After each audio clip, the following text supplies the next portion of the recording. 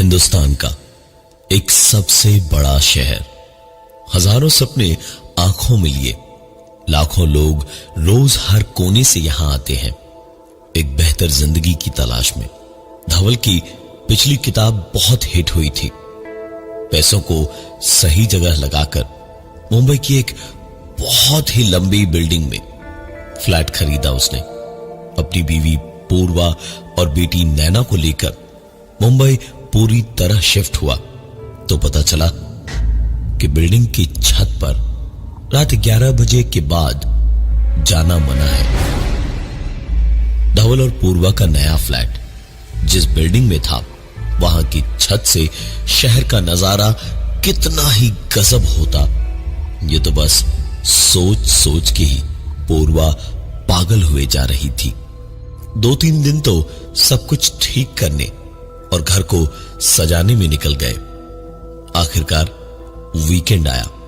शनिवार की शाम को तीनों बाहर डिनर करके लौटे तो मौसम बहुत अच्छा हो गया था। ठंडी हवाएं थी और तकरीबन 11:30 बजे बारिश शुरू हुई। मुंबई की बारिश कितनी खूबसूरत होती है ये सभी जानते हैं, और बरसात में शहर का नजारा अपनी बिल्डिंग की छत से कैसा लगेगा, पूर्वा ये सोच सोच के ही खुशी से पागल हुए जा रही थी। नैना गहरी नींद में थी तो उसने धवल से ऊपर छत पर चलने को कहा। धवल ने 1-2 बार मना तो किया, लेकिन पूर्वा की जिद के आगे धवल की एक न चली। पूर्वा उसे खींचकर आखिरकार छत पर ले गई। दोनों बारिश में काफी देर तक छत पर रहे।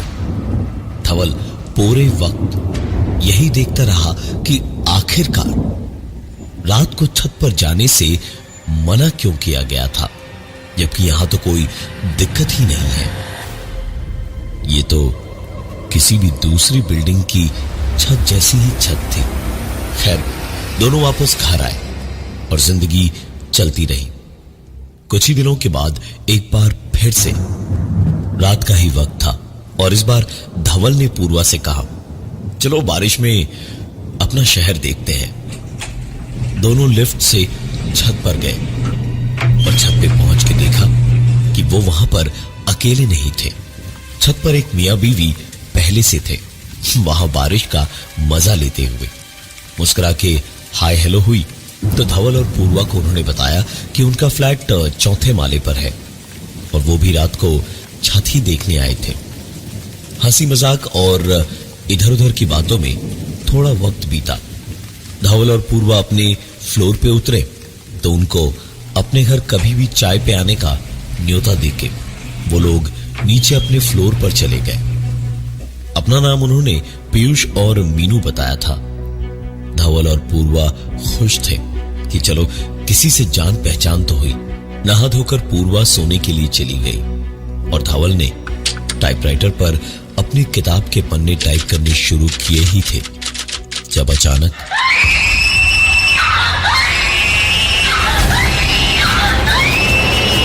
नैना के कमरे से उनको जोर जोर से चीखने की आवाजें आई। दोनों दौड़े दौड़े नैना के कमरे में पहुंचे तो देखा नैना अपने पलंग पर डरी कांपती हुई सी बैठी थी। आंखों में उसके आंसू थे और अचानक एक टक दरवाजे की ओर देखे जा रही थी। पूर्वा ने जोर से नैना को गले लगा लिया और कहा, घबरा मत, मैं हूं ना यहाँ, तू चिल्लाई क्यों? धवल ने भी नैना के सर पे हाथ फिराकर कहा, हाँ बेटा बताओ क्या हुआ, चिल्ला क्यों रही थी तुम?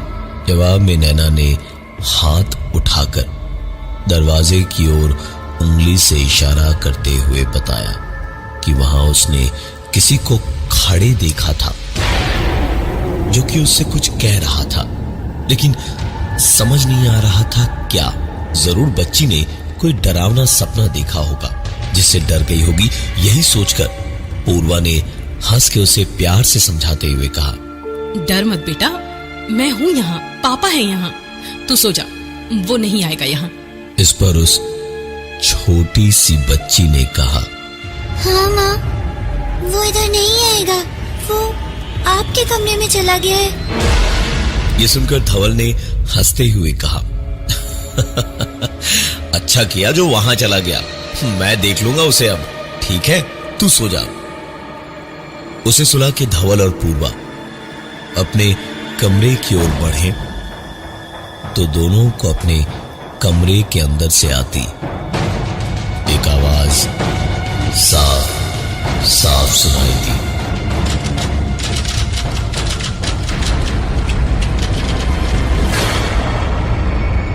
धवल ने पूर्वा को कमरे के बाहर ही रोका और कमरे के खुले दरवाजे से अंदर झांका।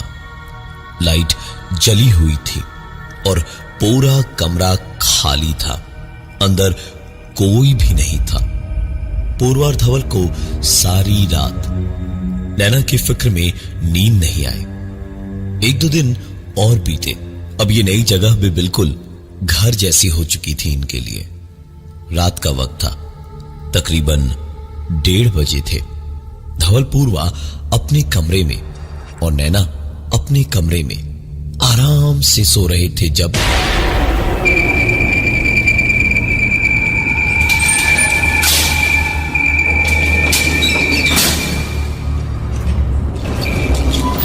धवल की नींद अपने घर के ठीक बाहर लिफ्ट के खुलते बंद होते दरवाजे की तेज आवाज से खुली।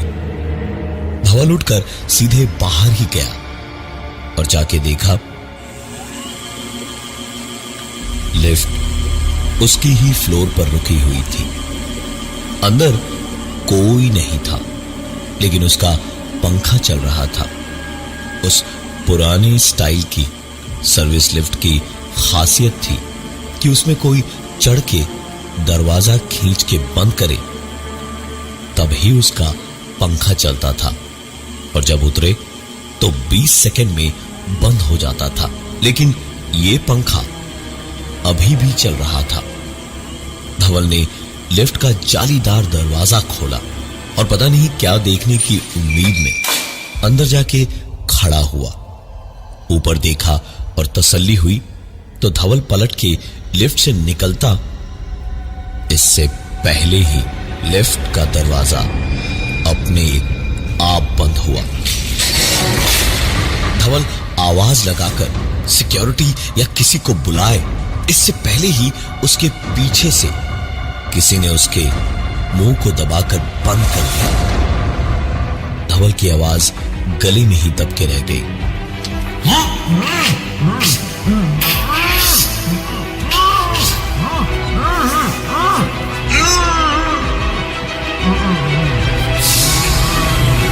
लिफ्ट बहुत तेजी से नीचे जाने लगी और धवल की आंखों के आगे अंधेरा घना होते होते धवल पूरी तरह से बेहोश हो गया। आंख जब खुली तो धवल को यकीन ही नहीं हुआ। वो अपने कमरे में अपने बिस्तर पर आराम से सोया हुआ था और पूर्वा बाहर किचन में रोज की तरह गुनगुनाती हुई नाश्ता बना रही थी। धवल तुरंत चिल्लाया, पूर्वा मैं वापस कैसे आया? कौन लाया मुझे? मैं तो बेहोश हो गया था लिफ्ट में। पूर्वा ने जब धवल का ये सवाल सुना तो किचन का सारा काम छोड़कर कमरे में गई और उसने धवल से कहा, धवल, काम करते करते पागल हो गए हो तुम। यहीं सोए थे रात को। जाओ, बहुत काम पड़ा है, नैना को स्कूल छोड़ के आओ। धवल ने भी सोचा कि क्या अजीब सपना था। बिल्कुल लगा जैसे सच ही था। नैना को नीचे स्कूल बस तक तो लिफ्ट में जाके छोड़ आया, लेकिन वापसी में पता नहीं क्यों लिफ्ट में चढ़ने की हिम्मत ही नहीं हुई। सीढ़ियों से ही वापस ऊपर चढ़ने लगा। 3rd से 4th फ्लोर पे जाने लगा तो धवल की आंखें हैरानी से चौड़ी होती चली गई। सामने ऊपर 4th फ्लोर से पीयूष और मीनू खून से सने कपड़ों में एक टक, नाक की सीध में बिना आग की पुतलियां या हाथों को हिलाए सीढ़ियों से नीचे उतर रहे थे। धवल के करीब जब वो पहुंचे तो धवल ने कहा, अरे पीयूष मीनू, ये क्या हुआ? ये आपके कपड़ों में खून कैसे? सब ठीक तो है ना? उन दोनों ने जैसे ना ही धवल की बात सुनी और ना ही जैसे उसे देखा भी। धवल कुछ देर उन्हें बस देखता रह गया। वो उन्हें आवाजें तो देता, लेकिन वो रुके नहीं। धवल तुरंत उनके पीछे पीछे नीचे भागा और नीचे जाके देखा तो पीयूष और मीनू कहीं नहीं दिखे। धवल ने तुरंत सामने बैठे वॉचमैन से पूछा तो वॉचमैन ने बताया कि यहां से तो कोई भी नहीं गया। धवल ने एक दो बार और पूछा, लेकिन वॉचमैन का जवाब ना ही था। धवल ने उस सिक्योरिटी गार्ड से सिक्योरिटी कैमरा की रिकॉर्डिंग निकलवा कर देखी तो धवल को खुद पे ही भरोसा नहीं हो रहा था। वीडियो फुटेज में धवल अकेला ही सीढ़ियां चढ़ता हुआ कुछ देखकर रुका और फिर हवा में किसी से बातें करने लगा और फिर किसी के पीछे पीछे नीचे भागा। लेकिन उसके अलावा उस वीडियो में और कोई नहीं था। इन सारी चीजों को देखने के बाद धवल तुरंत सिक्योरिटी गार्ड की ओर पलटा और उसने कहा, ये जो 4th फ्लोर पे पीयूष और मीनू रहते हैं, ये क्या करते हैं? क्या हिसाब है इनका? सिक्योरिटी गार्ड तो ऐसे धवल को देखने लगा जैसे पता नहीं उसने क्या सुन लिया, क्योंकि उसके मुताबिक पीयूष और मीनू 4th फ्लोर पे रहते थे और वहां से लड़कियों को खरीदते बेचते थे। धंधा ऐसा जिसमें पता नहीं कब कौन फंस जाए। बिल्डिंग की ही एक लड़की को जब धोखे से वो बेचने जा रहे थे तो लोगों ने उन्हें पकड़ के इतना मारा कि दोनों आज से 4 साल पहले मर गए थे। और आज तक जिसने भी उन दोनों को छत पे रात 11 बजे के बाद देखा भी है, उसके घर में किसी न किसी की मौत हुई है। ये सारी बातें सुनने के बाद धवल को एक पल चक्कर सा आ गया। आंखों के आगे अंधेरा छा गया और ऐसा लगा जैसे धड़कन रुक सी गई है। धवल की आंखों के सामने तुरंत पूर्वा और नैना का मुस्कुराता चेहरा आ गया। धवल वापस ऊपर अपने फ्लैट की ओर भागा और पहुंच के बस एक एक पल गिनने लगा। पूर्वा अपना काम करती रही और अपनी किताब का काम करते करते धवल लगातार पूर्वा पे नजर रखे हुए था। दोपहर हुई तो धवल नहाने गया और इतनी ही देर में नैना स्कूल से लौटी। सर पहुंचते पहुंचते धवल ने स्कूल बैग रखकर अंदर आती नैना को हाथ में चिप्स का पैकेट लिए हुए देखा तो पूछ ही लिया, ये कहां से मिला बेटा? नैना के जवाब ने धवल के नहाकर पानी पहुंच चुके सर को फिर से पसीने से भिगो दिया, क्योंकि नैना ने बताया कि उसे वो चिप्स का पैकेट 4th फ्लोर वाले पीयूष अंकल ने दिया है। धवल ने तुरंत पैकेट छीनकर बालकनी से नीचे फेंक दिया और नैना को डांट दिया कि किसी भी अजनबी से कुछ भी ना ले कभी। बेचारी बच्ची कुछ देर रोई और फिर सारी बातों को भूल गई। धवल भी अपने काम में लग गया। शाम को नैना के बिल्डिंग के बच्चों के साथ खेलने का टाइम हुआ तो उछलती कूदती हुई नैना अपने हाथों में कुछ छुपाए हुए जाने लगी तो धवल ने रोक कर पूछा कि उसने हाथों में क्या छुपाया हुआ था। तो नैना ने मुस्कुराते हुए हाथ आगे किए तो एक चिप्स का पैकेट था जो उसके 4th फ्लोर वाले पीयूष अंकल ने दिया था।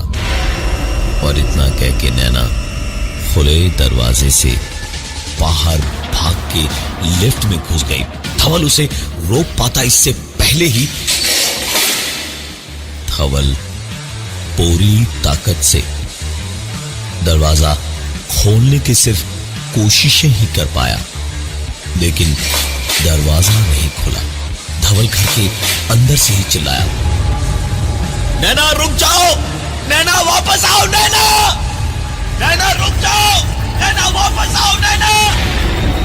धवल रोता चीखता हुआ अपनी जाती हुई बेटी को रोक ही रहा था जब अचानक क्या हुआ पापा? धवल दौड़ कर गया और नैना को अपने सीने से चिपका के डरा डरा सा इधर उधर देखने लगा। पूर्वा भी चीख पुकार सुनकर किचन से बाहर आई। धवल एक बार नैना को देखता और एक बार इधर उधर देखता और फिर बड़े अजीब से पागलपन के साथ उसने पूर्वा से कहा, पूर्वा थोड़े जरूरत भर के कपड़े और सामान पैक कर लो, हम यहां नहीं रहेंगे, यहां से अभी निकलेंगे हम। नैना जरा सा आगे बढ़ी, धवल से कुछ कहने वाली थी वो, तभी धवल को सुनाई दी,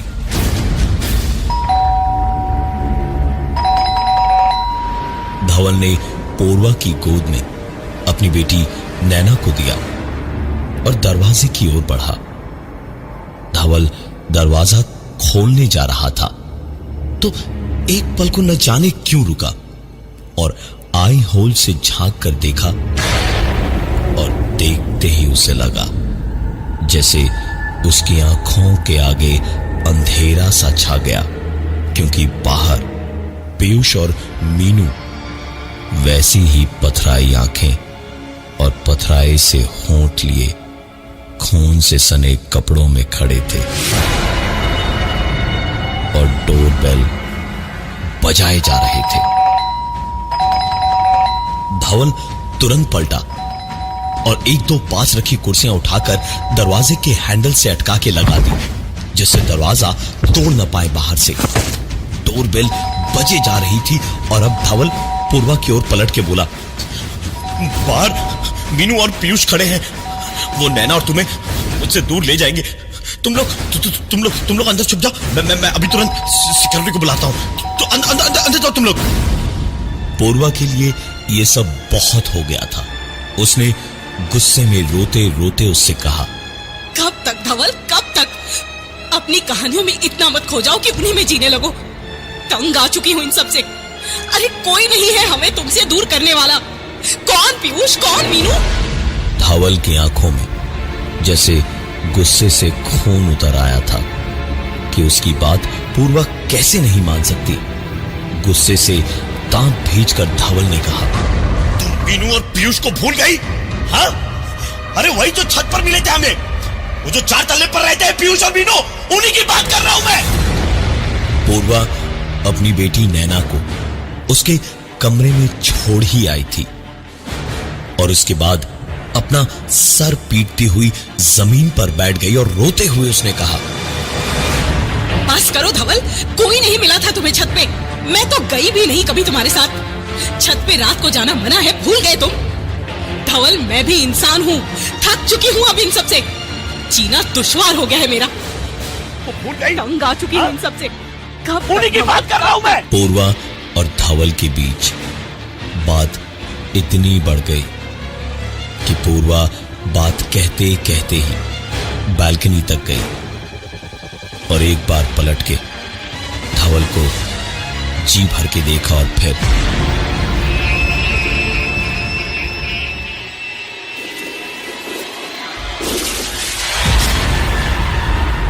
10वें माले की अपनी बालकनी से कूदकर पूर्वा ने अपनी जान दे दी। धवल को जैसे किसी ने बिजली का झटका दे दिया था। वो धीमे कदमों से बालकनी तक गया और पता नहीं किस उम्मीद से नीचे झांक कर देखने लगा, लेकिन दिखाई उसे वही दिया जो सच था। पूर्वा की लाश खून में डूबी बिल्डिंग के नीचे पड़ी थी और चारों ओर से लोग उसे घेर कर खड़े थे। और ठीक उसी वक्त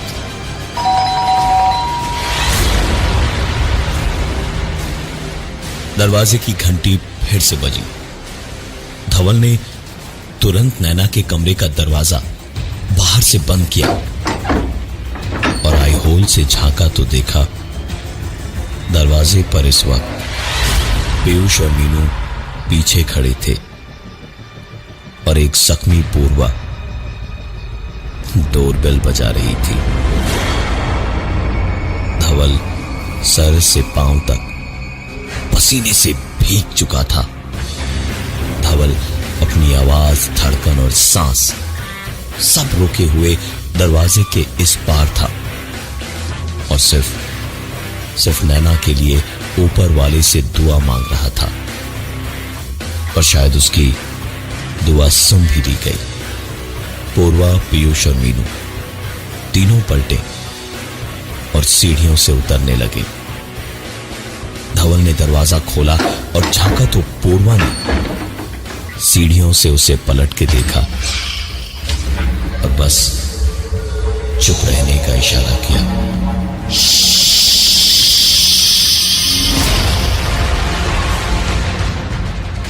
इतना कहते कहते पूर्वा पीयूष और मीनू के साथ सीढ़ियों से उतरते हुए नीचे चली गई। धवल ने वो घर सारे क्रियाकर्मों के बाद तुरंत खाली कर दिया। उस बिल्डिंग का चौथा और छठा माला आज भी सील किया हुआ है और चौकीदार सिर्फ एक ही बात कहता है, जिस किसी ने भी रात के 11 बजे के बाद पीयूष और मीनू को छत पर देखा है, उनके परिवार के किसी एक सदस्य की मौत जरूर हुई है। मैं हूं प्रवीण और ये थी आज की एक कहानी ऐसी भी।